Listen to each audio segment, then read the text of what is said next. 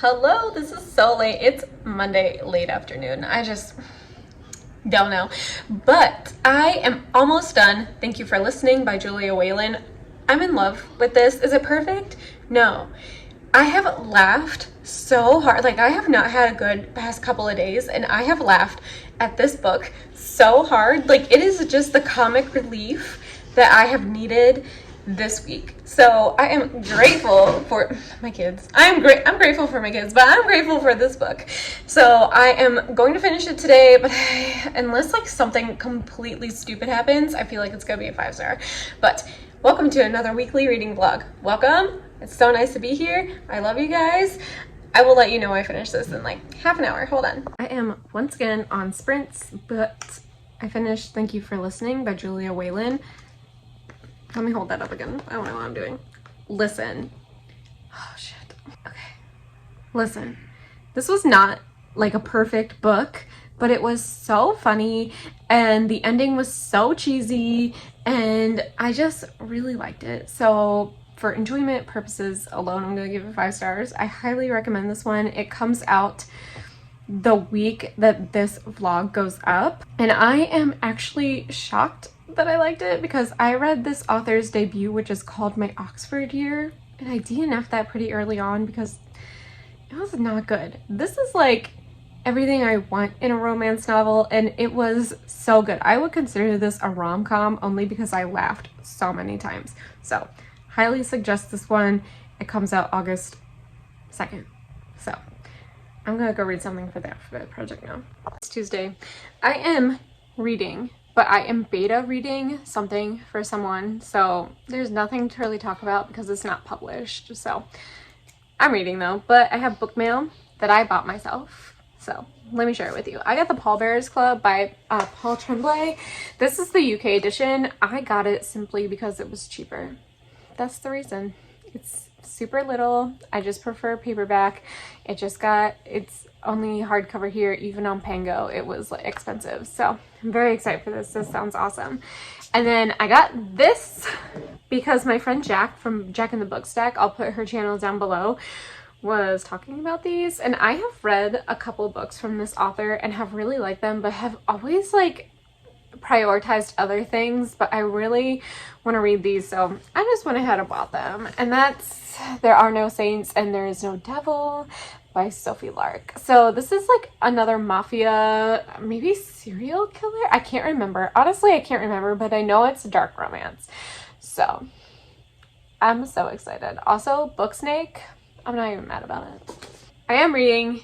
I am hoping to finish what I'm beta reading soon. I don't know how long it is. It's just like on my phone, and move on to something else. But tonight I will be reading Shadow House by Anna Downs for the Pyramid Book Club, and I have not started it, so I need to start it because the discussion is on Saturday. So just wanted to let you know I'm alive, what I'm doing, how's it going. Hello, hi.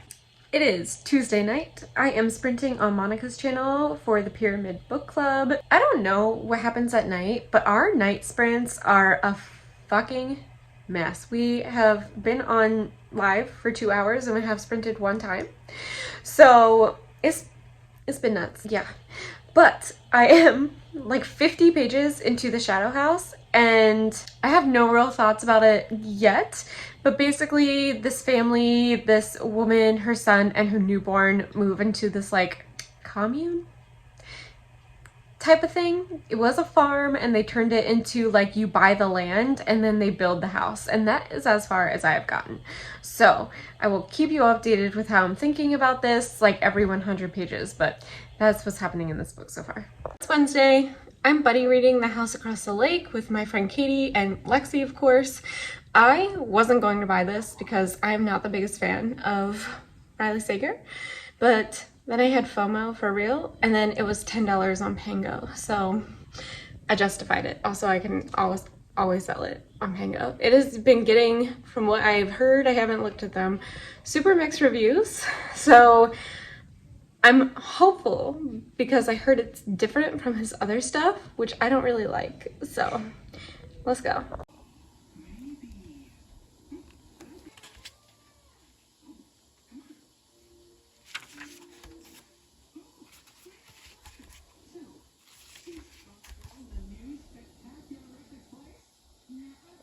Okay, so it took me all day and some of the night to get to page 99 of The House Across the Lake. We're reading 100 pages a day. Page 99 was the start of the next chapter. That's where I stopped.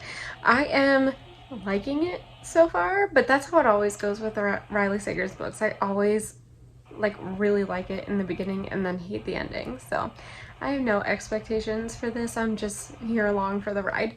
So hoping to finish this in the next couple of days. This video is just going to be chaotic because I'm literally reading 8 books at once right now. So I started reading this book last week, but I'm planning to finish it tonight, and that's Amy and Roger's Epic Detour by Morgan Matson. I'm buddy reading this with Amanda still. We both are not doing great. I would normally finish this book in 2 days. It's been like a week. So I am planning to finish the audiobook of this tonight. So let's go. So I finished Amy and Roger's Epic Detour. I ended up giving it 5 stars. The first time I read it, I gave it 4 stars. I actually read Morgan Matson's books like in reverse order. But so this was the last one that I read, even though this was her debut under Morgan Matson. But I gave it 5 stars this time because it's just good. Okay? There's nothing wrong with this book. I don't think I like how it ended last time, but I like it this time. Also, in her book, Take Me Home Tonight, there is a cameo of Amy in that book, which is really cool, and I want to reread that book now. So we'll see. This is Thursday. I am 170 pages into The House Across the Lake, and something that I'm noticing is that I keep putting it down. Like yesterday, I was super busy and I had to keep putting it down, which makes sense, but still made it to 100 pages, fine. Today, I have free time and I keep doing literally anything else than reading it. Just an observation. But basically, this book is about Casey, who was a B-list, C-list actress, and her husband died a year ago, and now she is an alcoholic, and she is living at the lake where he drowned, which I think is weird, but anyway. She believes that her neighbor was murdered by the neighbor's husband, and I don't know, I'm like not super into it, which sucks because I feel like whenever I read a Riley Sager, I'm usually really into it until the end when he like does something stupid. So this one, I'm just like, I keep putting it down.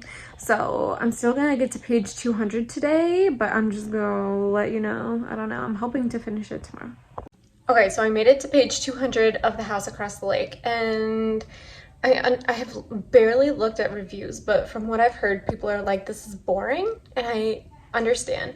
So what I'm hoping is that this is boring now and the ending is really good, because I don't know, I'm probably gonna finish this tomorrow. And then for Rise Patreon, I am reading Culty, and I am 16% into this. It is taking me forever to read because the chapters are so long. It is such a long book. I have like 9.5 hours left of this book, and I am stressed because her live show is next week. So yeah, I just have a lot going on. So that's it for today. Tonight I am going to be listening to The Shadow House because the live show is soon. It is Friday. I finished The Shadow House last night for the Pyramid Book Club. I don't know if I should talk about it or not because Lexi is not feeling well, and I am not 100% sure if we are doing the live show yet.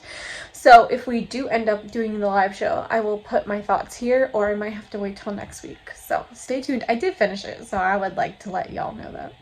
Okay, so we are having the live show tomorrow. So I'm going to tell you about The Shadow House.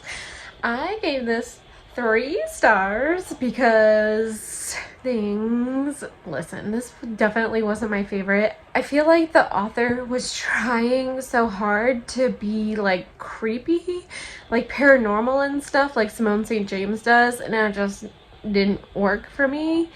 I felt very meh about almost all of the book. And I was looking at Goodreads reviews after I was done, and I was looking at 3-star reviews. That's usually what I do. I usually look at reviews of the same star that I had given it. And someone, I can't remember the exact language, but it was like, if you like a whole bunch of talk about children, like babies, and you're not so thrilling thrillers, this one's for you. And that's how I felt about it. Like, I am a mom, right? But I don't make my whole life about being a mom. Like, I very much don't want to lose myself in this, like, mommying thing. That's a personal choice. But I just felt like it was too much about that and not enough about, like, literally anything else. So this was not the worst thing I've ever read, but definitely not the best thing I've ever read. It was basically just the thing that I read. So if I'm ranking the Pyramid Book Club books that we've done so far, The Appeal would be in first place, but not by much. And then this would be in second place. So that is how I feel about that. I hope you joined us for the live show. Let me know if you have read this, what you thought about it, because I would really like to know. It's been 84 years. Actually, it's only been 4 days, but I finished A House Across the Lake by Riley Sager. I have to sneeze, hold on. And I'm gonna give this 3 stars. This is not my most hated Riley Sager. And I know for a lot of Riley Sager fans, this is their most hated. This is not. I did not have many issues with this. I just thought it was really anticlimactic, which is like almost the complete opposite of my issues with him. For a lot of his books, in my opinion, I feel like his endings are just like dumb. This one was just kind of boring and like expected, and it was not at all. Like, I'm so used to being like tripped up by his endings that like this one was just like over, and I was like, okay. So 3 stars for this. I have already listed it on Pango. I hope someone buys it from me and likes it way more than me. Will they? I don't know, but I'm glad I read it. I read it with Katie and Emily from Too Fond of Books. So like, it wasn't a bad time. It absolutely was not a bad time. You know what was a bad time? Survive the Night. This was not Survive the Night. So there we go. I finished a book. It is Sunday. I am getting ready to edit this video, so I should end it. But I want to talk about the book that I'm beta reading. It is called Love to Spare, and it mostly takes place at a bowling alley. And I have never really read a book that like the setting is a bowling alley, but I am currently reading 2 books at the moment that take place at bowling alley. So I think that's weird. One's for the Alphabet Project, and this is the one I'm beta reading. It is good. I think the writing is really good, but it feels YA, and it is not a YA book. Like, the main character is 22, but the writing feels YA, so I have to keep telling myself that the main character is not 16 and is 22, and I don't know if I'm going to upset this person I'm beta reading for if I tell her that or not. So otherwise, the book is good. It's a cute contemporary romance, but like, it feels like the main character is 16 instead of 22. So that is it. That is what I'm dealing with. If you made it to the end of this video, please give me a sunshine emoji, and I will see you in my next one. Bye!